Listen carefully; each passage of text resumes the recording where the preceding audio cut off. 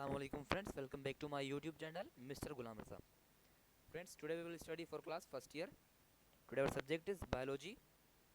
The chapter on which today we will discuss, that is chapter number 4, which name is the cell. This is our fourth lecture. This chapter belongs to the Sindh text board and Karachi board. This is our second lecture on this chapter, and this is a revision classes of this chapter. Okay, we have already uploaded all lectures of the chapter number 4 on my YouTube channel. You can go, you can learn from there if you want learn from my channel. The topic on which today we will discuss, that is mitochondria. Here you can see, before I start my topic, there is a little request to you all that if you are new on my channel, then please do subscribe my channel and press button of bell icon for latest update. Thank you so much. Moving towards our topic. जी friends, जैसे कि हम पता है कि आज का हमारा टॉपिक है माइटोकॉन्ड्रिया। तो सबसे पहले हमें पता होना चाहिए कि माइटोकॉन्ड्रिया क्या है, माइटोकॉन्ड्रिया किस शेप का होता है, माइटोकॉन्ड्रिया कहाँ पे होता है। ठीक है, तो माइटोकॉन्ड्रिया एक ऑर्गेनेली है। ऑर्गेनेली किस में होता है? एनिमल सेल और प्लांट सेल में दोनों में पाया जाता है। ठीक है, और किस शेप का होता है? ये बीन शेप का होता है, वेजिकल का शेप का भी होता है, रोडलेट शेप का भी होता है। लेकिन ये हम इतने फॉर्म शेप्स क्यों पढ़ रहे हैं? ये सारे फॉर्म होते हैं, लेकिन ये फॉर्म सारे डिपेंड करते हैं physical condition of the cell के। ठीक है, अब जो माइटोकॉन्ड्रिया होता है, इसका काम क्या होता है? ये एटीपी प्रोड्यूस करता है। ये हमारा एक होना चाहिए जहन में कि माइटोकॉन्ड्रिया एक power house of the cell है। ठीक है, यहाँ पे लिखा हुआ है पावर हाउस ऑफ सेल है। लेकिन यहाँ पे माइटोकॉन्ड्रिया की जो कंपोजिशन है वो क्या है? लिपोप्रोटीन की, मतलब कि कॉन्जुगेटेड मॉलिक्यूल है लिपिड्स का और प्रोटीन्स का।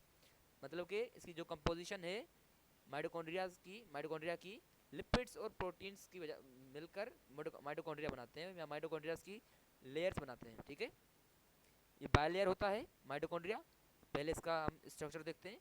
एक बाहर वाला लेयर जिसे कहते हैं हम आउटर लेयर, दूसरी इनर लेयर होती है जो कि फोल्ड्स बनाती है, उसे कहते हैं हम क्रिस्टे। ठीक है, अब इस क्रिस्टे के अंदर एक फ्लूइड पाया जाता है जिसे हम कहते हैं मैट्रिक्स। ठीक है, यहाँ पे आप देख सकते हैं मैट्रिक्स फ्लूइड पाया जाता है।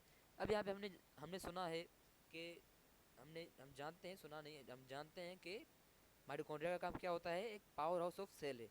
ये एनर्जी प्रोड्यूस करता है। कौन सी? एटीपी। किस फॉर्म में? एटीपी फॉर्म में एनर्जी प्रोड्यूस करता है। ये एटीपी क्या है? एनर्जी करेंसी है।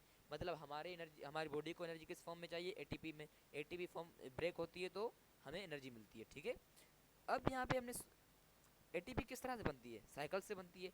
2 साइकिल 3 साइकिल्स होती हैं।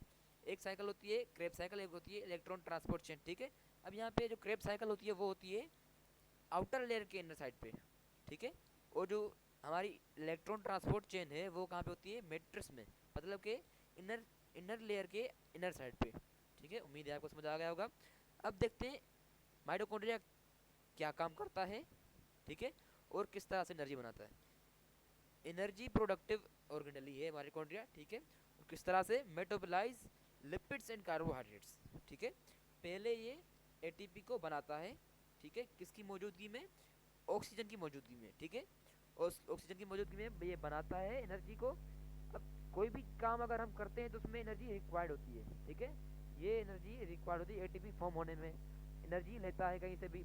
ठीक है, मतलब एनर्जी तो होती है ना सेल्स के पास, तो पहली बार तो एनर्जी सेल के पास होती है कहीं ना कहीं से। ठीक है, जब ऑक्सीजन यहाँ लाइट यहाँ इन दी प्रेजेंस ऑफ ऑक्सीजन होती है, ऑक्सीजन मिलती है इस ऑर्गेनेली को, तो वो पहले क्या करता है? एटीपी बनाता है। ये एंडोथर्मिक रिएक्शन करता है। ठीक है, और उसके बाद क्या होता है कि ये एटीपी को तोड़ता है।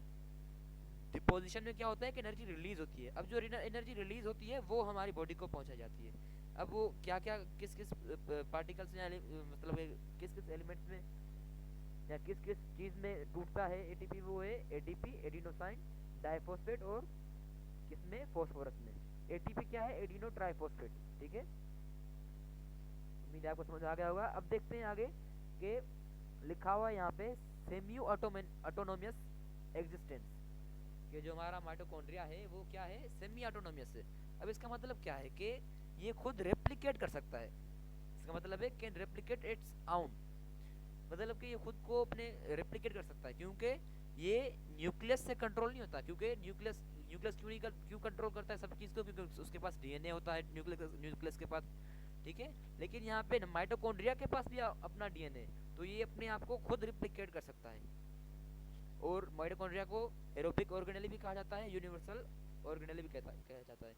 एरोबिक क्यों कहते हैं? क्योंकि ये in the presence of oxygen में काम करता है, अपना फंक्शन प्ले करता है, रोल प्ले करता है। ठीक है, उम्मीद है आपको समझ आ गया होगा आज का लेक्चर।